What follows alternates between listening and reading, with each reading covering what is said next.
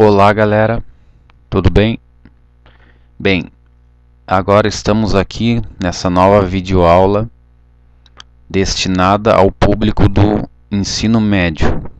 Essa aqui é uma aula de física sobre o assunto queda livre, tá? Vai ser uma aula bem teórica, né? E eu vou resolver no final, são 4 videoaulas de alguns minutos aí.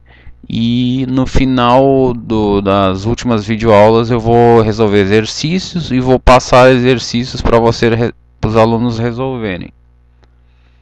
Os exercícios têm as respostas, então é só vocês capricharem aí e tentar. Se vocês tiverem dúvidas, postem no meu canal no YouTube, né? E mandem brasa, tá?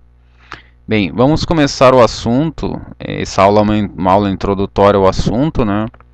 Vamos começar dizendo o que é a queda livre. Vamos começar com esse experimento. Imagina que você faça vácuo num local, ou seja, você tire todo o ar que existe no local e você largue ao mesmo tempo uma maçã e uma pena. Daí essas fotos que foram tiradas aqui, são fotos em intervalos de tempos iguais. Por exemplo, vamos supor que seja 1 segundo. Então aqui foi o instante inicial, enquanto os dois objetos, a maçã e a pena, estavam parados. Passado 1 segundo, eles estão na mesma linha horizontal. Passado mais 1 segundo, estão juntos também em relação a uma reta imaginária horizontal. Mais 1 segundo também eles continuam juntos. No primeiro, segundo, terceiro, quarto e quinto, ou seja, eles sempre caem juntos. Coisa que o nosso senso comum acha esquisito, né? Como é que pode? Uma pena, ela custa muito para cair comparada com uma maçã. A maçã cai direto, a pena demora, fica flutuando, né? Até cair. Bem, mas aqui são condições especiais. Aqui nós temos o vácuo, nós não temos ar, tá? Então por isso ocorre esse fenômeno, que é chamado de queda livre, né? É um objeto em queda e que está sem a resistência do ar. Só que a queda livre não é só um objeto caindo.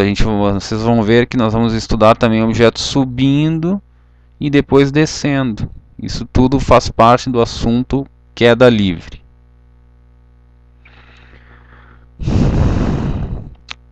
Bem, gente, se vocês relembrarem, eu vou ainda gravar uma videoaula sobre o movimento retilíneo uniformemente variado. Daí eu vou entrar em detalhes desse assunto.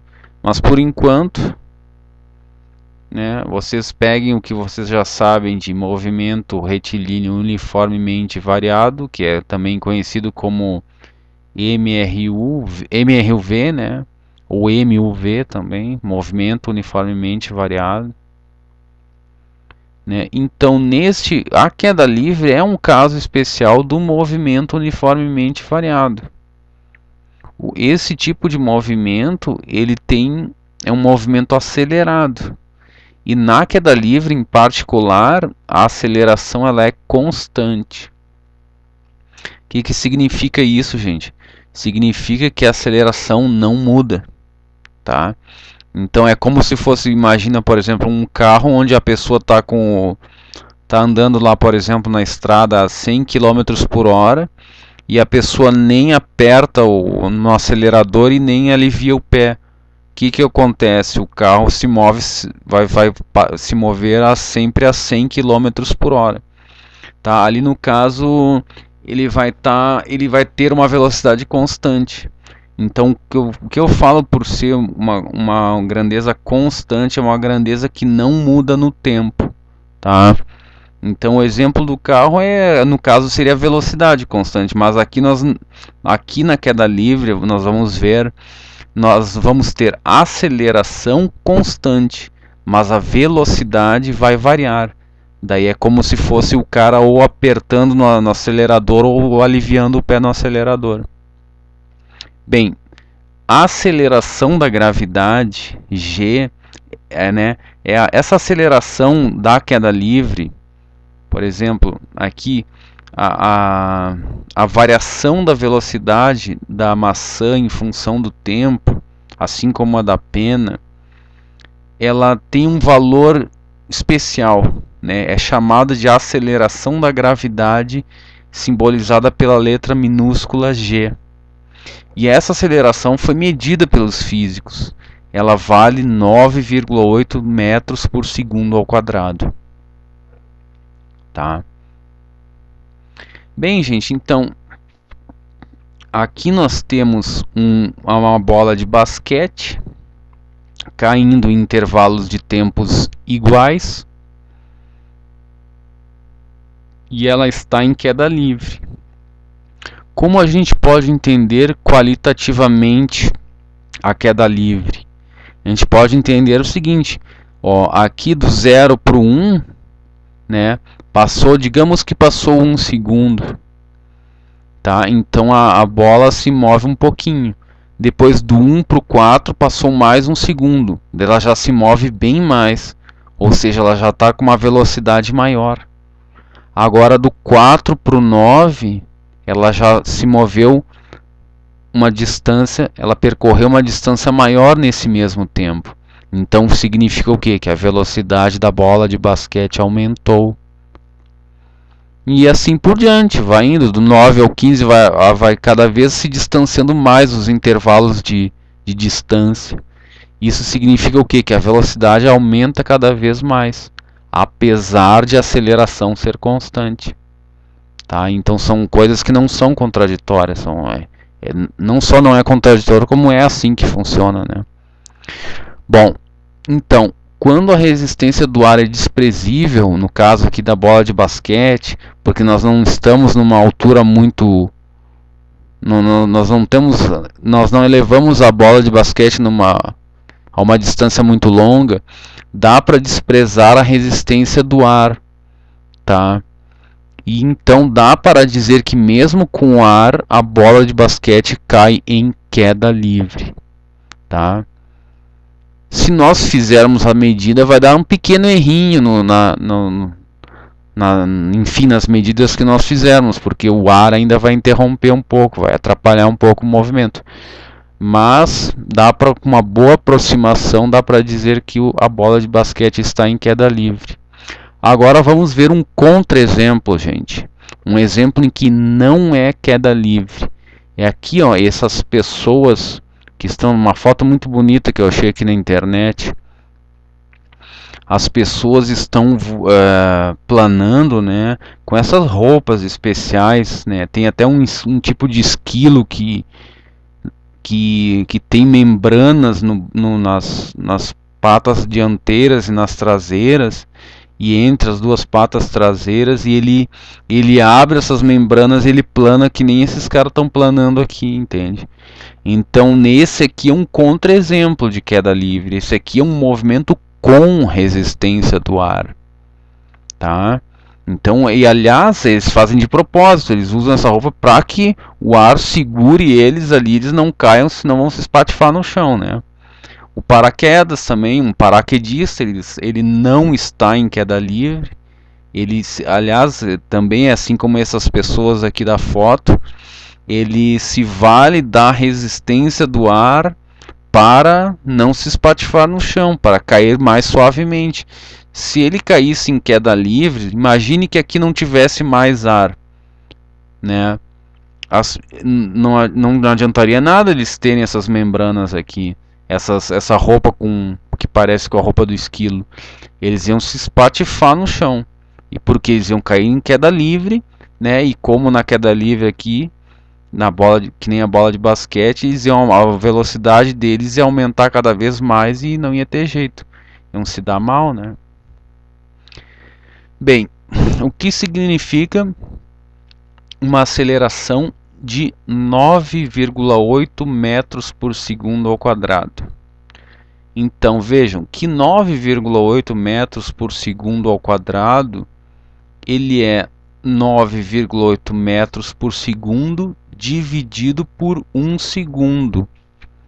Então significa o que isso? Que a cada 1 segundo a velocidade do corpo é acrescentada de 9,8 metros por segundo. Então, supondo uma pedra no alto de uma ponte, se nós simplesmente largarmos a pedra, supondo que, né, a resistência do ar seja desprezível e a pedra caia em queda livre, o que vai acontecer? Passado 1 segundo, a velocidade da pedra será de 9,8 metros por segundo. Passado 2 segundos, a velocidade já será o dobro, será 19,6 metros por segundo, e assim por diante. Certo?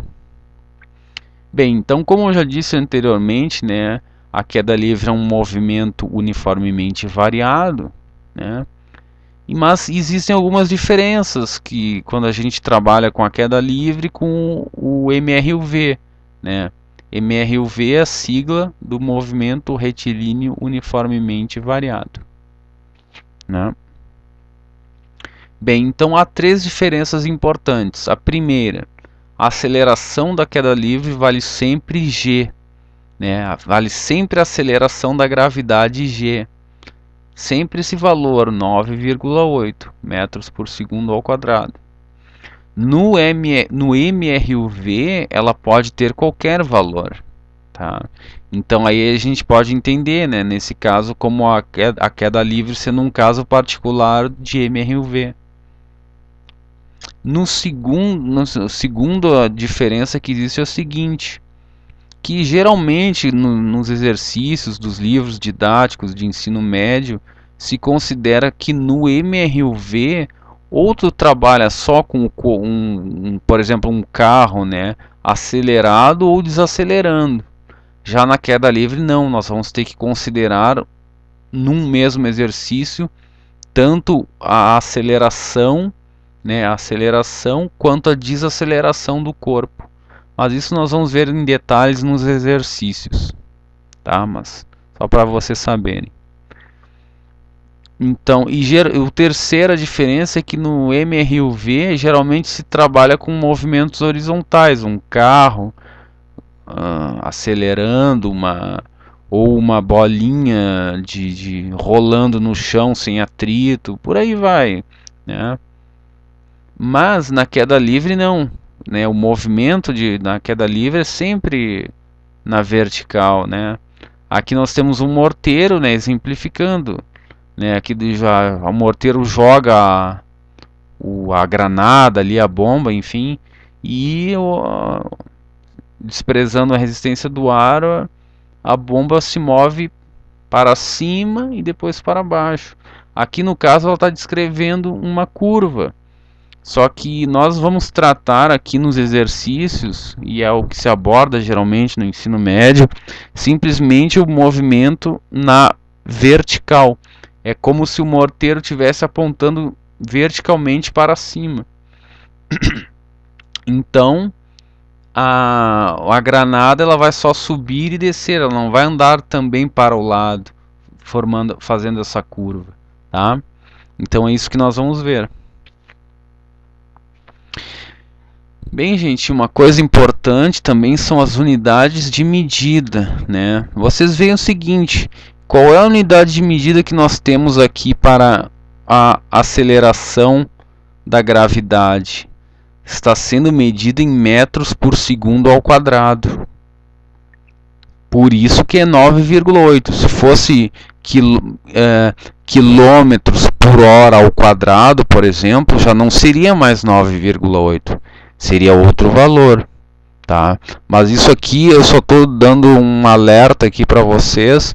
Nós não vamos trabalhar com transformações de unidades de medida, porque isso a gente supõe que seja um assunto que vocês já dominem, né? E além do mais, geralmente o que eu tenho observado nas provas de vestibular da URGS, não se cobra troca de unidades de medida. É só tu pegar e sair calculando, né? Claro, mas antes seja esperto, dê uma revisadinha, né? O que vocês têm que revisar para ter certeza de que estão calculando com os números corretos? Que é o seguinte: distâncias têm que estar em metros, tempo tem que estar em segundos, que daí nós temos unidades medidas no Sistema Internacional de Medidas. Tá? Então, se nós tivermos um tempo medido em segundos, uma distância em metros, velocidade em metros por segundo, e nós formos fazer cálculos, então vai estar coerente com o valor 9,8 para a aceleração da gravidade, né? E a gravidade, sendo medida em metros por segundo ao quadrado, ela é uma combinação de distâncias por tempos. No caso, distância por tempo ao quadrado. Bem, mas agora vamos dar uma filosofada, né, gente? Por que um corpo largado do alto acelera? Né? O que faz com que um corpo caia? Por que ele cai ao invés de ficar parado? O que faz com que qualquer objeto largado se mova em direção ao chão? Por que se eu pegar uma folha de papel, amassar numa bolinha e largar, ela vai cair no chão? Por que ela não fica parada? Eu não empurrei ela, eu só larguei, eu não toquei mais na bolinha, ela vai direto para o chão. Por que é isso? Por que ocorre isso? Por que ela não sobe, por exemplo, em vez de descer? São perguntas muito interessantes, né? Que quem estuda física deve pensar nisso também, né? Como uma curiosidade. Newton, né, que foi um grande cientista do tempo mais antigo, ele respondeu o seguinte para essas perguntas: que uma pedra e uma pena caem no chão porque o planeta Terra atrai estes objetos. Se a Terra atrai um objeto, ela exerce uma força sobre este objeto. E a aceleração da gravidade é uma consequência disso. Se uma força atua em um corpo, o corpo acelera, né? Então é isso, nós estamos sendo todos puxados para o centro da Terra, né? Mas isso vocês vão estudar depois, vendo as leis de Newton e vendo a gravitação universal também, que aí Newton quantifica como funciona essa atração que a Terra faz sobre os corpos. Não se preocupem, isso será assunto de uma eventualmente próxima videoaula que eu pretendo fazer, mas não sei quando que vai ficar pronto, né? Bem, então nós trataremos aqui do movimento de queda livre. Nós vamos tratar da parte cinemática, né? A cinemática de um corpo que cai. A cinemática somente descreve os movimentos, sem se preocupar com o que está causando aquele movimento, tá? Então vocês podem ver o seguinte: essas perguntas aqui que Newton respondeu, isso aí já faz parte da dinâmica. A cinemática não, a cinemática é só a parte da descrição dos movimentos. Bem, aqui nessa minha videoaula, nessas 4 videoaulas que eu estou lançando aqui na internet, eu não vou fazer a demonstração das fórmulas, né? Se vocês quiserem aprofundar nesse assunto, deem uma olhada no livro da Beatriz Alvarenga e o Antônio Máximo, Curso de Física 1, volume 1, tá? Aqui eu indiquei da editora Harbor, a 3ª edição, que foram as primeiras edições publicadas, que era no tempo em que eu estudei no antigo 2º grau, que hoje é o chamado ensino médio, né? Então, por que eu indiquei esse livro que é mais antigo? Porque é uma dica que eu dou para vocês. Se vocês, hoje em dia com a crise econômica, a pessoa está meio apertada de dinheiro, em vez de comprar o livro novo, tu compra o livro usado num sebo. Tu vai pagar bem mais barato. Tem as desvantagens, né? Um livro antigo, mais antigo assim, ele, além de ser usado, ele também não vai ter tantos aperfeiçoamentos quanto os livros de edições mais modernas, né? Os livros mais modernos geralmente vêm com correções de erros, enfim, sempre tem um errinho aqui, outro ali, né? Bem, também as minhas videoaulas também podem ser melhoradas e muito, né? Também não é só os livros que tem problemas, as minhas videoaulas também não são perfeitas, né? Mas enfim, tá? Então nós vamos resolver problemas de queda livre aqui nessas videoaulas, tá? Nós vamos usar 3 fórmulas e, dependendo do exercício, uma combinação entre 2 delas. Na queda livre, nós vamos trabalhar com as seguintes grandezas. O V0, que é a velocidade inicial. Por exemplo, se você largar uma bolinha de papel e ela cair no chão, o V0 vai ser a velocidade que ela tinha no instante em que você largou ela. No caso é 0, né? A velocidade V, a velocidade final, vai ser a velocidade com que a bolinha, por exemplo, se você quiser medir a velocidade dela no chão, o V, a velocidade final, será a velocidade que ela tiver no instante em que ela tocar o chão. O D é a distância percorrida desde do instante em que ela tinha o V0 até o instante que ela adquiriu a velocidade V. Então todo esse percurso que ela fez na vertical é a distância que ela percorreu, tá? Então, por exemplo, se eu botar a bolinha na altura da minha cabeça e largar a bolinha e ela cair no chão, o valor da distância percorrida vai ser a minha altura, 1,66 m, tá? Então a distância vai ser 1,66 metros. O tempo, chamado tempo, né, T, vai ser o tempo que a bolinha gastou para, a partir do momento em que eu larguei até o momento em que ela atingiu o chão.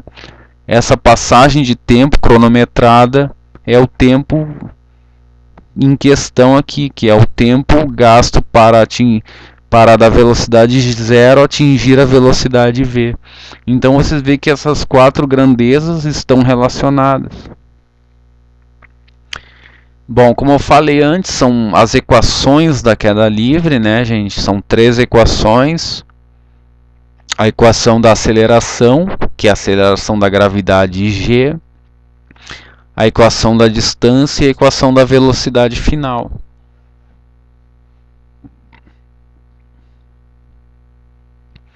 Então vamos ver aqui, eu quis colocar uma do lado da outra para a gente comparar, né, a fórmula da aceleração. Aqui, ó, a primeira, a equação da aceleração, equação ou fórmula da aceleração, como vocês quiserem, tá?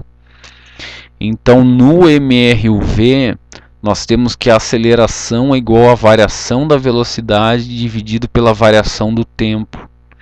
E na queda livre, nós temos que a aceleração da gravidade, que vale 9,8, é igual, é constante, né? É igual à variação da velocidade dividido pela variação do tempo. Então nós temos aqui uma constante igual a uma velocidade, uma variação de velocidade, tá? Dividido pela variação do tempo. A fórmula da distância percorrida no MRUV, ela é distância igual a velocidade inicial vezes o tempo mais a metade da aceleração vezes o tempo ao quadrado. Na queda livre é a mesma coisa, só trocamos o A pelo G, tá? A fórmula da velocidade, né, no MRUV é V ao quadrado mais... Desculpa, no MRUV é velocidade final ao quadrado igual a velocidade inicial ao quadrado mais 2 vezes a aceleração vezes a distância. Aqui também, né, como nas equações, nas 2 outras equações anteriores, nós trocamos a aceleração pela aceleração da gravidade. Bem, então agora a gente tem que saber aplicar essas 3 fórmulas ou combinações de 2 delas para chegarmos em resultados, em valores para possíveis questões, como qual o valor da velocidade final, qual valor, qual tempo gasto para uma bolinha percorrer de um ponto até outro, enfim. Mas para isso nós vamos fazer algumas 3 considerações que são importantes. Primeira consideração: imaginem o seguinte, gente, que eu lance a bolinha, ela suba, suba, suba, chegue no alto, depois desça, desça, desça. Agora vocês imaginem que eu tenho uma certa altura, onde a altura em que ela tem esta velocidade em vermelho é a mesma altura em relação ao solo, certo? Da mesma altura do que quando ela tem a velocidade em verde. A gente pode calcular isso, mas nós não vamos calcular, nós vamos simplesmente usar esse resultado, que diz o quê? Que o valor da velocidade em vermelho é o mesmo valor da velocidade em verde. Então, se a bolinha está subindo com 30 metros por segundo, ela vai descer com 30 metros por segundo também. Bom, gente, agradeço vocês por terem assistido essa videoaula. Então, fiquem com a próxima videoaula sobre queda livre. Um abraço, pessoal. Muito obrigado.